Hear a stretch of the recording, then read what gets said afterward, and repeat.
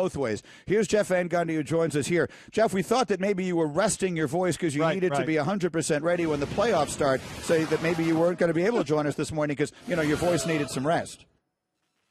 Or only that the playoffs matter. Only the playoffs matter, so really you don't have to do anything until that point. So, yeah, it's really unfortunate what's happening, the whole trend about the value we place on the regular season. I think we're forgetting that it's a business, that people have to show up for work. So let's look at it, and it's tough to. We can all sit here and say we want the players to play, and we get all the Karl Malones and the former players saying these guys are softer now. Whatever they're saying, they should be playing. We did it. Let's forget all that, because then it's up to the players, and we're just giving our opinion. What can the league do from a scheduling standpoint or a rule standpoint to try and curb this a bit? Well, from a scheduling standpoint, we have two different issues. I think Adam Silver's tried to eliminate back-to-backs or reduce back-to-backs as much as he can. The game that happened, 2 weeks ago, listen, the schedule was awful for Golden State.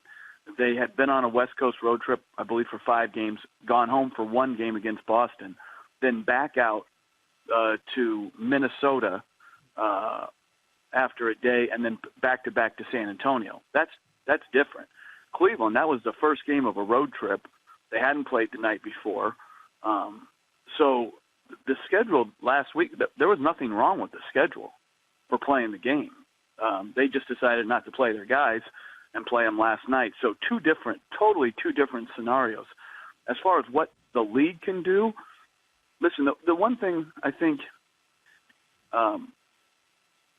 there's never been a more pro-team, pro-player commissioner in any sport any better than Adam Silver.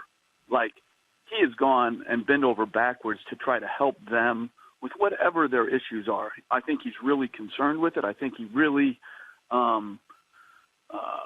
tries to help them, but they have to help him in this situation.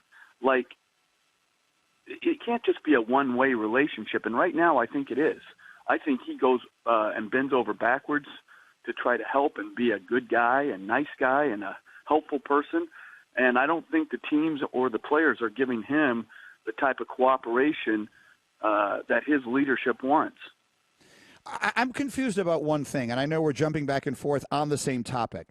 But I saw Steve Kerr's comments about the Warriors last week. I know we're going back to the previous Saturday's game where those guys didn't play. And I went back and looked it up, and I put it up on Twitter. Steve Kerr won 3 championships playing with Michael Jordan. During those 3 regular seasons, Michael Jordan played 82, 82, and 82 games in the regular season. That wasn't 100 years ago. That was 20 years ago. So how did this change? Well, it just became well, first of all, I think Jordan felt an actual, he had this feeling that people paid to see him play, which I think is absolutely true. And so he didn't want to disappoint. He played in exhibition games, too. He didn't sit out. I mean, the guy played all the way until the Wizards when he was like 40. He played all 82 games. And I agree with you. If Jordan did it from a star standpoint, if you want to be like Mike, which every player did, be like Mike and play games.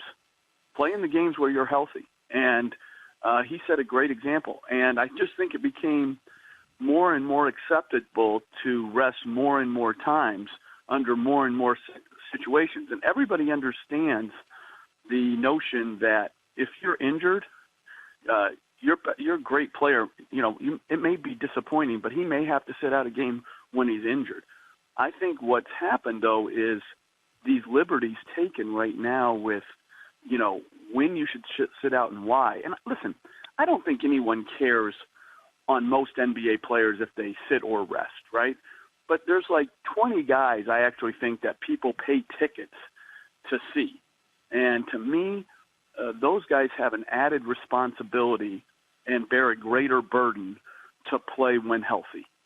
Especially now at a time when we can start paying them a little more close to commensurate to their overall value. I totally agree. For what it's worth, True Hoop does the research on this.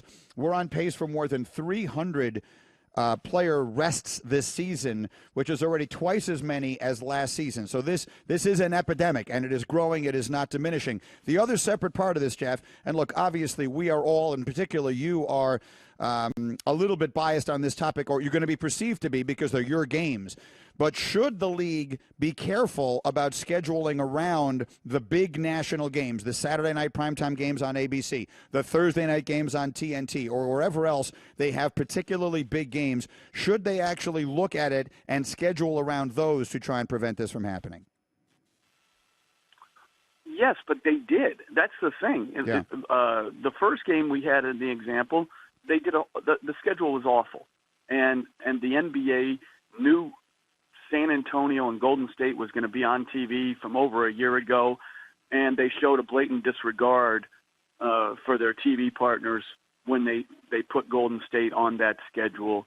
Whether those guys played or not, the schedule itself was going to lead to a bad game. So that is a bad job of scheduling by the NBA.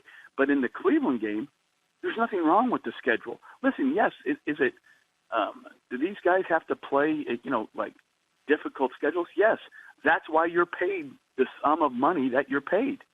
Of course, there's going to be some difficulties. Some of it can be avoided. The NBA can do a better job. And some of it is, you have to do some things and play in some situations that are very challenging. And when you play 3-4 times a week, and you play back-to-back in different time zones and you bounce around, yes, it is challenging on the body for an NBA player. And it's one of the reasons why these guys are paid the way they are. They can still play well because I've seen it with my own eyes. They can play well even under those challenges. And I just think they have to feel a greater burden to be a true partner. To me, the league has to feel the burden of being a great partner to its fans, and so too do the players. It's Jeff Van Gundy checking in anytime we need him. Thank you. Rest up that voice. Thanks, We're going to need you for